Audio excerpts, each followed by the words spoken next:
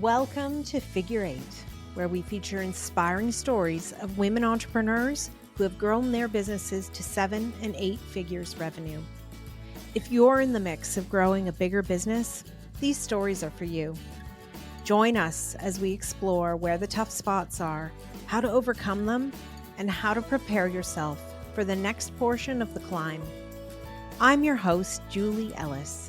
I'm an author, entrepreneur, and a growth and leadership coach who co-founded, grew, and exited an 8-figure business. This led me to exploring why some women achieve great things. And that led to my book, Big Gorgeous Goals.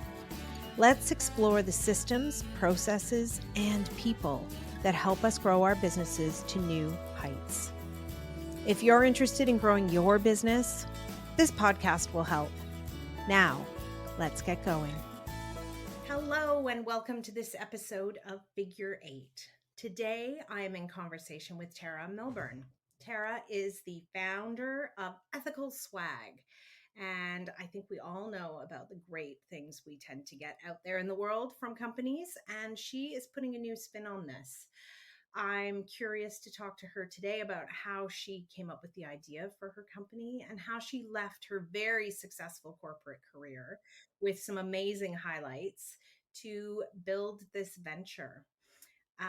She believes that business has created a lot of the challenges that we face globally, and she wants to play an active role in fixing it. So Ethical Swag is her way of demonstrating how we can solve problems in business and create a better world and provide great swag that aligns with client values while having a lot of fun doing it. So welcome, Tara. It's so great to talk with you. Thanks so much, Julie. Yeah. So I'm really curious about how, you had some pretty nice corporate career highlights when I read your bio, with being involved in, having the Olympics come to Canada, the NBA come to Canada. Those are some pretty great corporate highlights. How did you decide you would leave all of that and become an entrepreneur? Well, geez, yeah, that's years ago now, and I left it honestly for balance. I absolutely loved what I was doing. I loved who I was doing it with, but we started our family, and the sports and entertainment industry and family, back when I was, before family, I'd get to work at 7 a.m, and sometimes I wouldn't get home till midnight, because you'd sort of come out of your office and go into, a suite and see a concert or a hockey game or a basketball game or something like that. And my goodness, it was a lot of fun. But you can only do so much when you've got a young family. So I left that when our family started, really. So that's when that started. But I've just been very fortunate in my career to work with amazing people and with really exciting projects. It's always been a lot of fun, and I've just been lucky. Right. Well, yes. And we could talk about being lucky and how maybe you've created some of that luck for yourself, as well as taking advantage of the opportunities that came your way. Yeah. Yeah. I moved to Vancouver. I had never been there, and I didn't know a soul. So that is a sense of adventure. Well, and also people say there's nepotism and there's all this sort of thing in business. I was able to get my career going from sort of 0 to 60 very quickly in a city I never had been to. I didn't know one soul. I had no business connections. I had nothing. So I think it's accessible to anybody. It's out there. We can do it. Anyone can do it. And it's not who you know or anything like that. Right. And so how did the journey, you've lived all over this country then. If have lived in Vancouver and now you're on the East Coast, what was the journey? I know you had the idea for Ethical Swag quite a number of years before you actually started to move forward with the company and founding and actually getting to work at it. What was that like? So I always wanted to be an entrepreneur. I always wanted to have a business. I've dabbled in it a few times over the course of my career.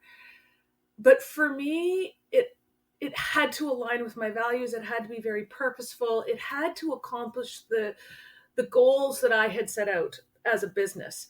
And to be completely honest, I had a difficult time finding a partner or partners that could see the vision that I had for how to develop a company. So I've had several starts into entrepreneurship over the course of my career.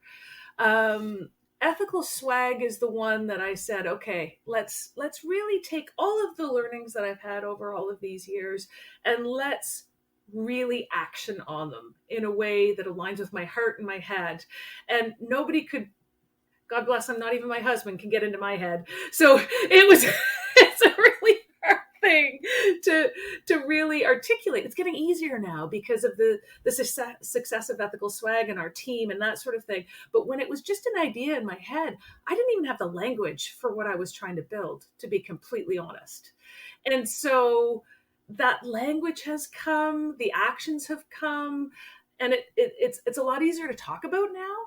But I had all these things in my head that I really wanted to accomplish that was around creating meaningful work, that was around hiring for talent, not location. So making sure that we make work accessible to people wherever they choose to live or however they choose to live. There was all these things in my head I didn't even know how to articulate.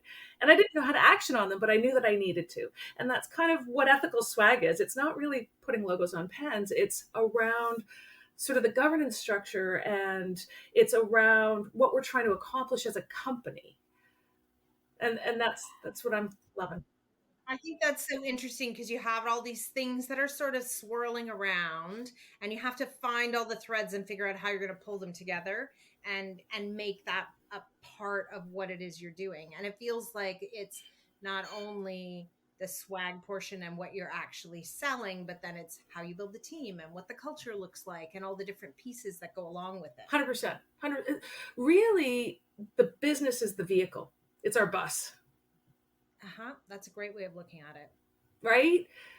It's how are we building that vehicle? What kind of seats are we putting in? What kind of engine are we putting into it? Where's the door going to be? Where's the windows going to be? How comfortable is it going to be for the people on the bus? It's just a vehicle for me. And originally, when I came up with the idea, I didn't know that I wanted to do it full time, to be completely honest, because part of me was like, oh, like the industry has a bad rap. Like, let's face it, right? And I was in that category as well. But what I saw was a disconnect between what people were saying about their brands and what they were putting their logos on. Yes. And I feel like you were a little bit ahead of the curve in terms of like talking to companies about making the connection between that. Like, I feel like today, as we sit here in 2024, it's like, of course, people make that connection. But I mean, I don't know if it was so much like that when you got started. No. I incorporated in 2010. I didn't actually give it my full-time effort until years later. But in 2010, when I came up with the idea, I came up with the name and I incorporated. And that was very serendipitous, I think, because the name is a little bit like Kleenex. You know, it's a fabulous name. I got the URL. I was able to get all the socials and all that sort of thing. And if it was years later, I don't know that we would have been able to do that. But when I started and I was talking to people, back in 2010, I went to, it's called PPAI, which is an international promotional products show in Vegas. And I was talking to people and they're like, okay, so wait, can I get this? You're only going to sell sustainable products. And I'm like, yeah. And they're like, you're going to be out of business in a minute. Like, and they're like, so you won't sell everything. Nice to meet you, but I won't see you here next year. 100%. The look of shock on their faces, they thought I had just flown in from Mars, honestly. It was not the talk at all. And I was like, no, that's what we're going to do. And, interestingly enough, the industry was not there at all back then. Right. So even like in product selection or all of the things that you needed from others to put your business together was even just in the infancy of all of that. Yeah, exactly. It was very early days. I'll tell you though, holy mac, it's come a long way in those years. I must say.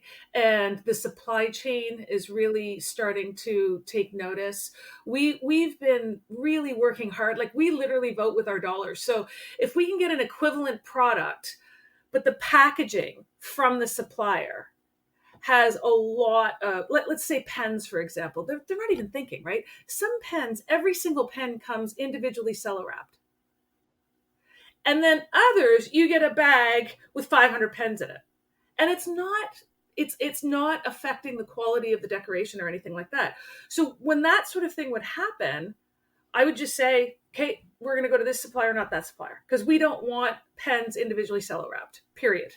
And if we can't, and the more we grow, the louder our voice gets, the more that we can sort of impact some of those suppliers and their supply chains.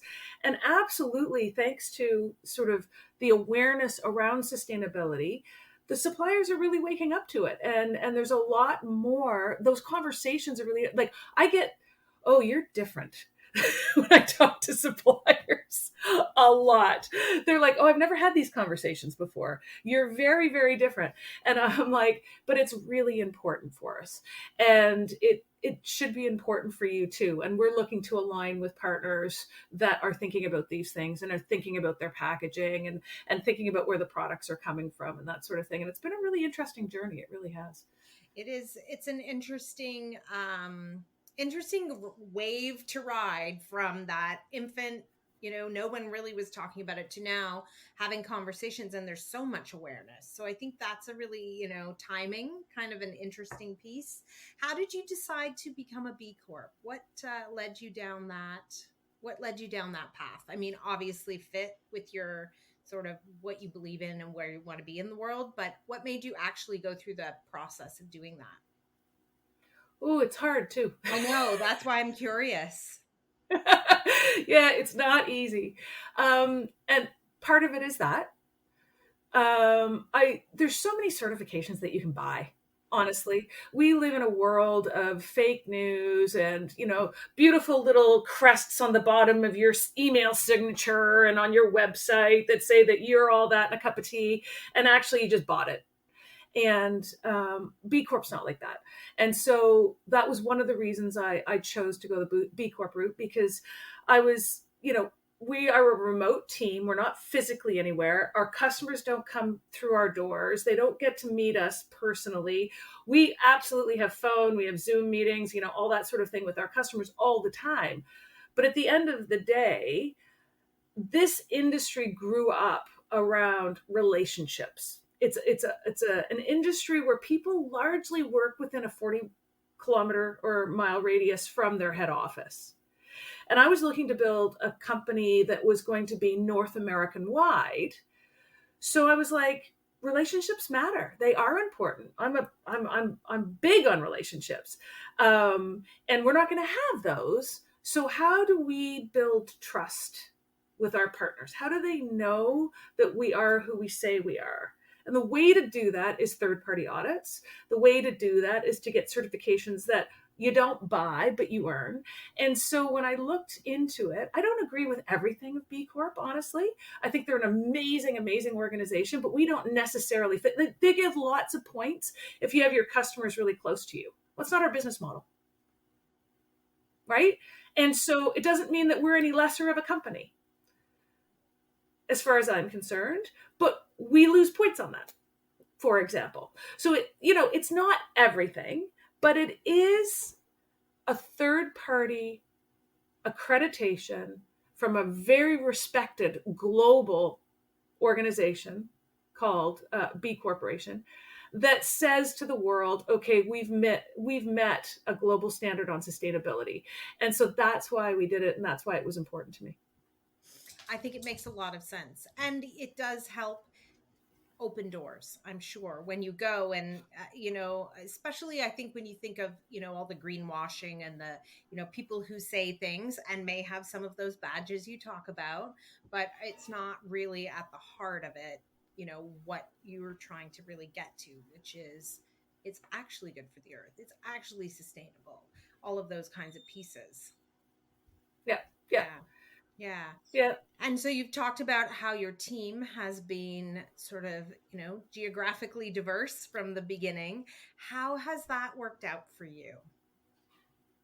Yeah, so every decision I made when I was doing the business, when I decided to go all in, when I decided that, this is going to be how we pay the mortgage and all that sort of thing, I was like, I had to get really, really focused. Okay, what does ethical mean? If I asked 10 people what ethical meant, I'd get 10 different definitions.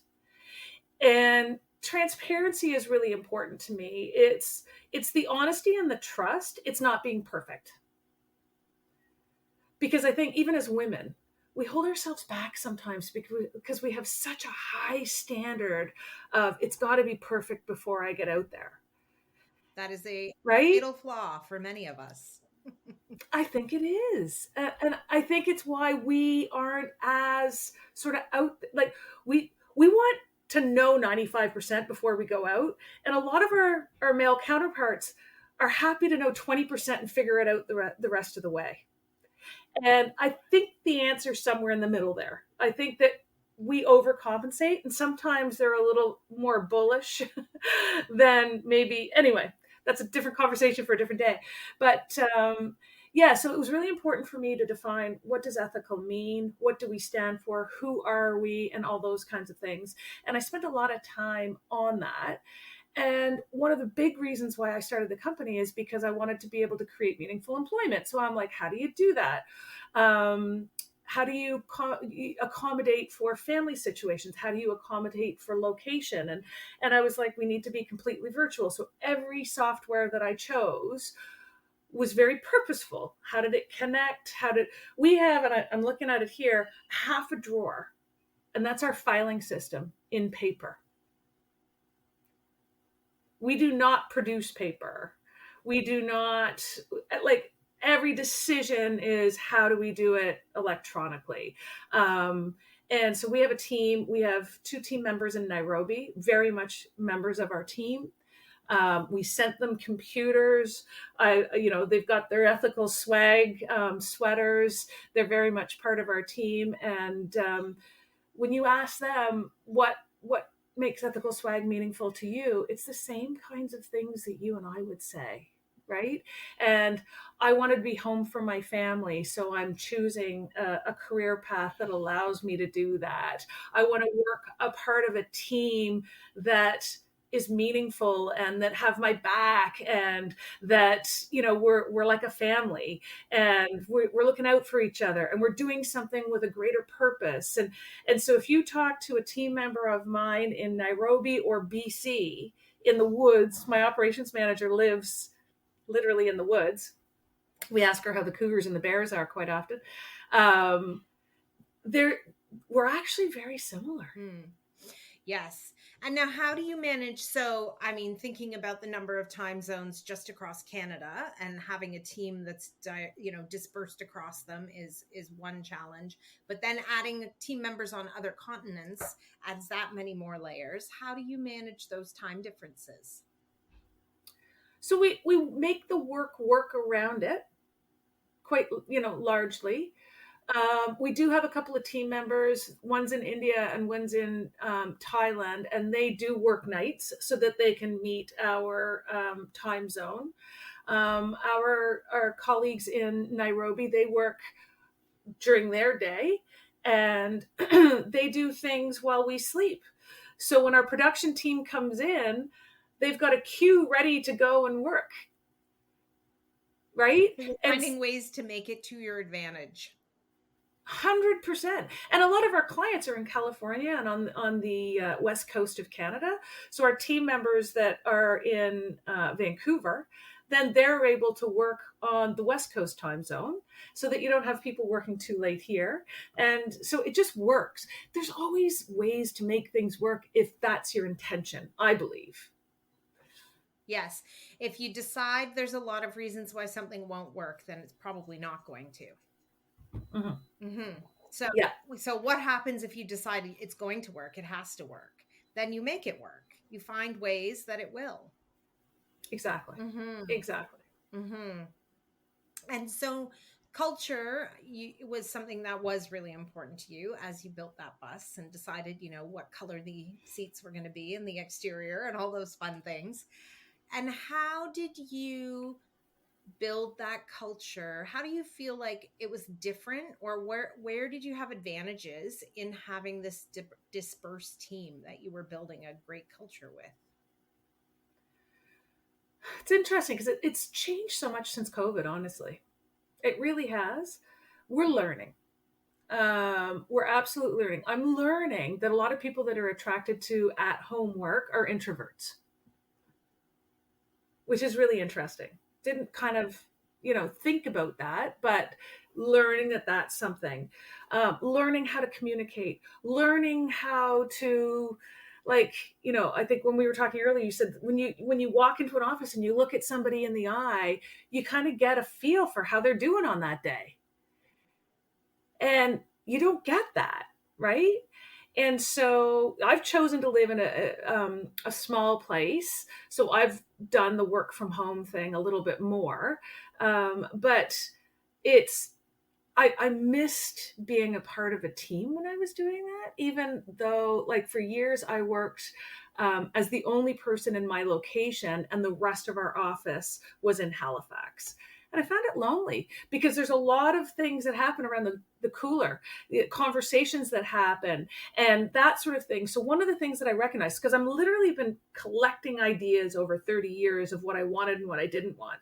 And so through my experience of being the only remote employee in an organization over several years, I realized how much I missed because I wasn't physically there. And so one of the things that I recognized was, unless everybody is remote, you're going to be left out. Right. Yes, I think managing the hybrid workplace is definitely the most challenging as a leader. Totally.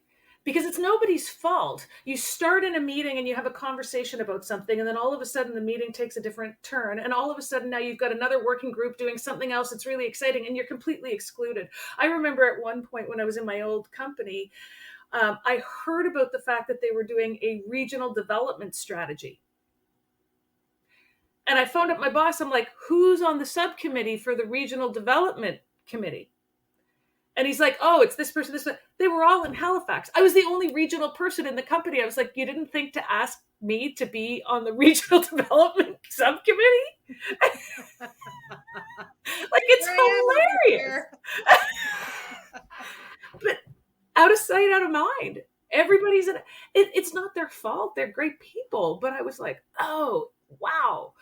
So for me, everybody's remote, but we do have, like, we give opportunities.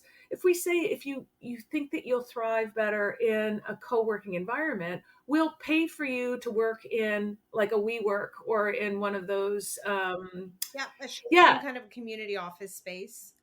Exactly. So we're not saying you have to be at home, because also when my children were younger, I didn't have a dedicated office like I have now. It would have been a lot harder for me to work from home. Someone's bedroom, so I can relate to that. Right? Yeah. So we have to recognize that too when we're talking about remote work and when we're talking about allowing people to show up to work in the way that fits with their lives. Right? And so we're open to all of that, and we're working it out as we go, and everybody has a voice. And we have an office here, but nobody goes to it because everybody likes working from home. And then we have an employee in Vancouver that is in a co-working space and loves it. And so I think the point is, what's right for you? What's right for me? It's not the same. Mm-mm. No. And you have the automatic baseline of you are going to be remote. We are not, Yes. chances are you're not hiring locally. So therefore, how do you want to work? Yeah, I think exactly. It's a great baseline to sort of leap off from in terms of finding out how they want to work, because you aren't invested in that, really. I mean, it's like you have no impetus to be like, well, I really want you in the office, but they're just they're not close. So it takes away a certain amount of expectation and puts you in a, like, let's work together to figure this out kind of frame. And it's amazing. Technology today really allows for this, honestly. It was always my dream to do this, but technology has caught up with my dream. So it's actually quite simple. We have Slack. We use Slack as you're walking down the hall, you've got a comment. But if you are going back to find that information again sometime, don't put it in Slack, right? So that's sort of our baseline for Slack. It's literally, you're in the same office. It's like, hey, do you have a pen? Hey, I don't understand this question from this client. Can you chime in? We have the different channels. It works really well. But anything that we're going to want to refer to later, we don't put in Slack, right? So we have certain communications parameters around our different sort of ways that we communicate. And it works. And when it doesn't, we get together and say, okay, we dropped the ball on that one. Oops, we lost that, or that got lost, or we forgot about this. How do we kind of collectively solve for it? And we do. And it's building and it's growing. And my gosh, we've got it dialed in now. I'll tell you, it's amazing. It's amazing. Yeah. Well, and I think that speaks to how you've sort of enabled communication. So both from a technology perspective, but also from sort of a process perspective around what's working, what's not working, and what do we need to work in our best state possible. One of my biggest worries, honestly, as we onboard new people and that sort of thing, just because we're doing it this way doesn't mean that we're always going to do it this way. There's a tendency when you come into a company, it's like, oh, this doesn't really make a lot of sense, but this is the way they do it. And somebody will keep doing it that way. And then that sort of perpetuates over time and becomes like, why are we even doing this? Like, I don't understand.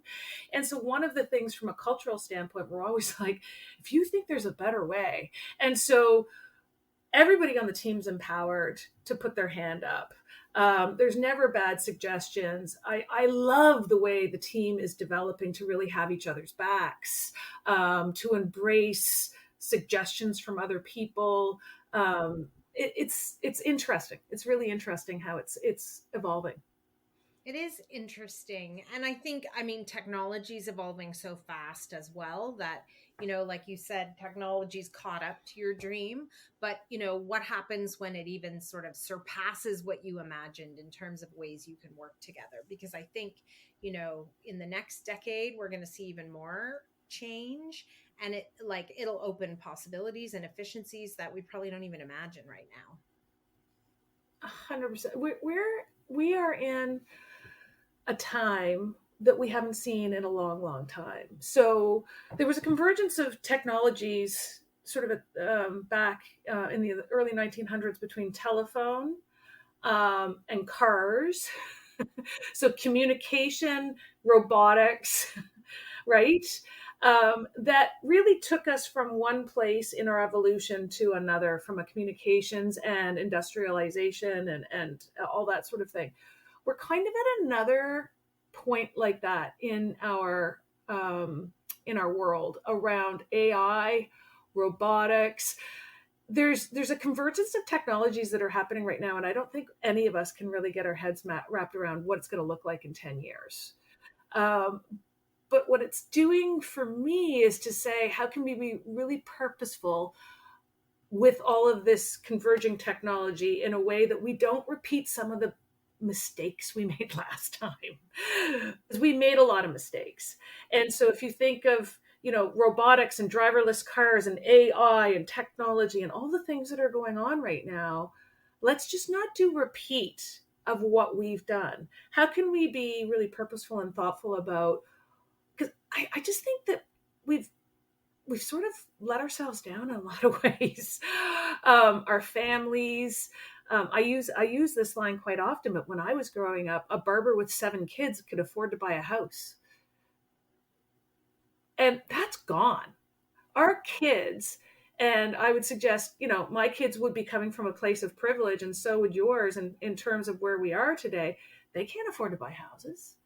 And how is that even something that's happening in today's society? So how do we now address and harness the power of what's going on from a technology standpoint to fix some of the things we got wrong last time and create a better world? And that's really, I think, where my brain is. I think that the ethical swag is a vehicle for change. It's not about putting logos on pens. If you're going to be buying pens with logos, let's support companies and supply chains and people to help to create that other world that I'm talking about.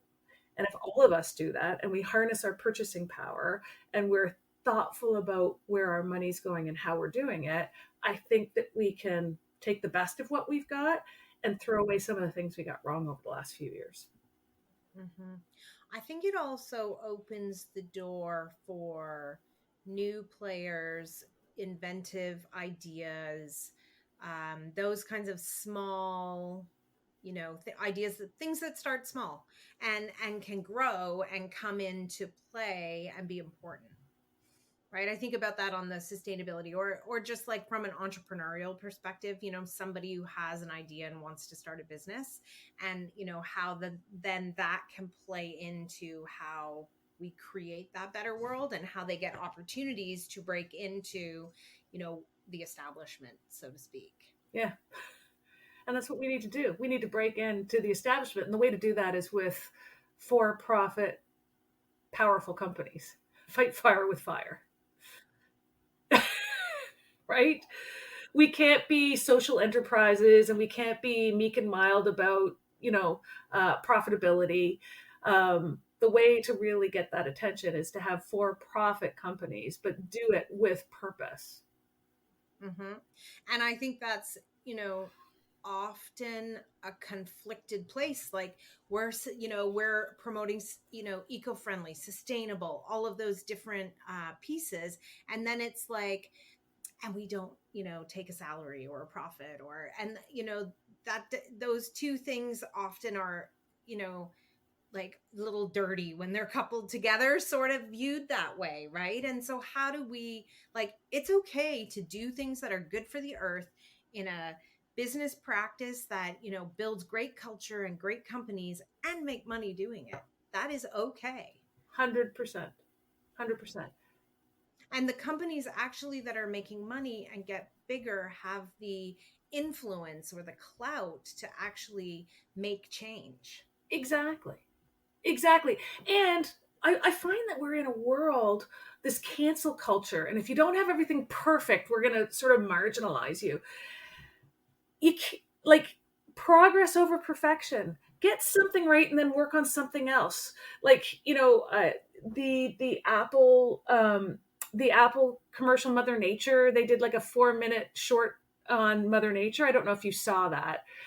And I was like, okay, they're doing a lot of great things. And then people criticized me for saying they were doing great things. Oh, but they're not doing very well over here. And I'm like, can we not just celebrate something that's good? Like, it's like, yeah, but when somebody's doing, and there are times where people do it as a marketing thing and it needs to be real. I'm not saying that, but there's organizations that are doing a really, really good job around sustainability and the environment, but they still have a long way to go on their workforce culture and their diversity and inclusion and that sort of thing, right? So they might be doing really well on the environmental side, but not so well on the DEI side.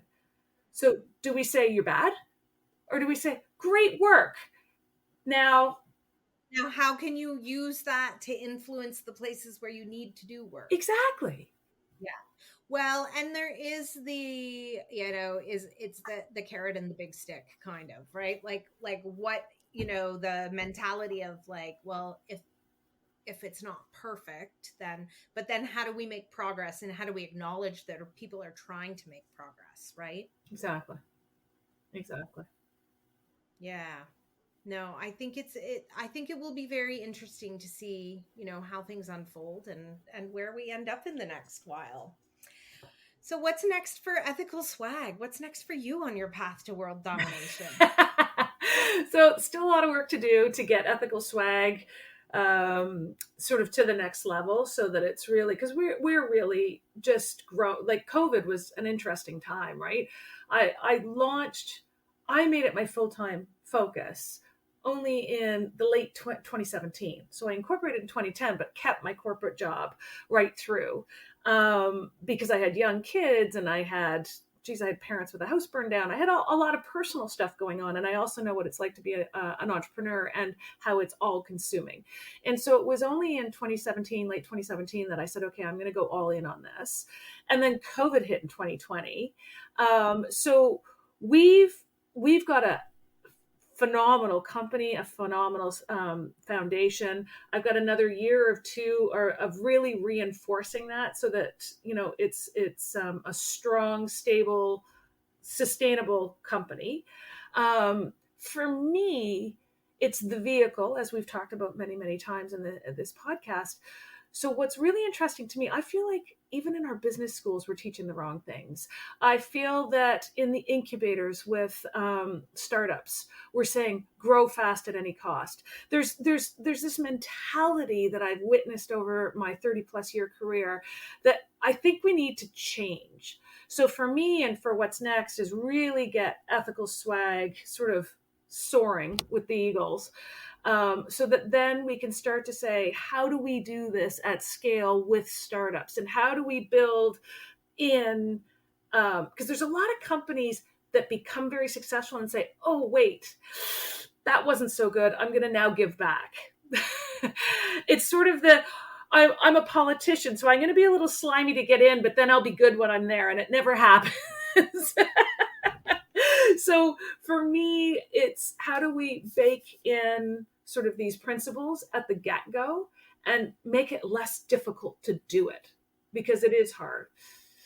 Yes. Well, and it's sort of this idea of like, if you can build the solid base and the foundation in the right way, it's going to turn into this springboard that you can then use to scale up the business quickly and, without a lot of bumps. Not that there will be none, because I know entrepreneurship, but that the path forward will be smoother, and you can use that springboard to really lever yourself forward. 100%. Yeah. I look at business. There's phases that we go through as entrepreneurs, and you would know this as an entrepreneur, right? And so you go through growth phase, and you go through, these phases, and then you hit what I call a black hole. And that black hole is where you have to invest in your processes and in your systems. And it feels like you're not getting anywhere. And it's like painful because you're spending a lot of money and you're not seeing the corresponding growth, right? Yes. Often you need to invest in people as well in those black holes. You need the expertise to come so that the revenue will follow. But it's always a moment when you're spending all this money and you're not sure when the tap will open in terms of the revenue coming. Yeah. I'm looking at you. You're such an entrepreneur, and you're like, oh, been there, done that, got the t-shirt, right? I have some scars I could show you. Yeah. Exactly. And I think a lot of entrepreneurs give up in the black holes because they don't see the other side. It's like, oh, why am I doing this? It was easier back there when I had lower revenues and I didn't have as many people and I didn't have as many problems. Yep, it's true. And honestly, I feel like that kind of is why I do this, why I am doing this work, is because we need to build community around ourselves. So when we're in the black hole, we have the supports as entrepreneurs to be like, whoo, I'm feeling, really off kilter here. How did you get through this? Or what was it like for you? Or do you have any ideas for me about where I could go next? Because otherwise it's a very dark and lonely place. Oh, it's hard. It's hard because it's, if we use the analogy of building, you're digging the foundation in those black holes. The stories go on really quickly if you build a proper foundation. And if you don't invest in the black holes, you can't put stories on your building. You're building on stilts, right? And I've had a friend who's an entrepreneur, and she was in a black hole, and she's like, I don't know if I can do this anymore. I'm like, I know exactly where you are, because she's an engineer and an architect, not necessarily a business person. I come at things from a business perspective because I've got over 30 years in business, and I'm like, no, don't give up. You're in a black hole. This is how, to define it. This is what you're doing. This is why you're doing this. This is why this was like this then. And this is where you're going. And she's on the other side of it now. And she's like, oh my God, this is amazing. But she almost gave up in the black hole. because it was just treachery. So I agree with you. And it's how do we teach those things, and how do we help companies kind of get through them and give them the supports and that sort of thing. And that's kind of the next chapter for me, honestly. Well, I think that's really exciting, and I am looking forward to seeing where that next chapter takes you. So I want to thank you for coming and chatting with me today. It's been really interesting, and I'm very excited to see what direction you take next, and what is next for you and Ethical Swag. I sincerely appreciate your interest in what we're doing. Thanks, Julie. Thank you. I hope you enjoyed today's episode. Please remember to hit subscribe on your favorite podcast platform so you won't miss any episodes. Figure 8 isn't just a podcast. It's a way of seeing the big, gorgeous goals of women entrepreneurs coming to life. If you're interested in learning more, you can find my book, Big Gorgeous Goals, on Amazon anywhere you might live. For more about my growth and leadership training programs, visit www.julieellis.ca to see how we might work together. Read my blog or sign up to get your free diagnostic. Are you ready for growth? Once again, that's www.julieellis.ca. When we work together, we all win. See you again soon for another episode of Figure 8.